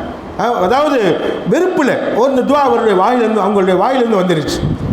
சொல்கிறாங்க, அந்த அபூ சாதாங்கிற மனிதர் அந்த சபையை விட்டு கொஞ்சம் தூரம் கூட போகலை, கண்ணு இருட்டிருச்சு, கண்ணு குருடா போச்சு, கொஞ்சம் தூரம் கூட போகலை.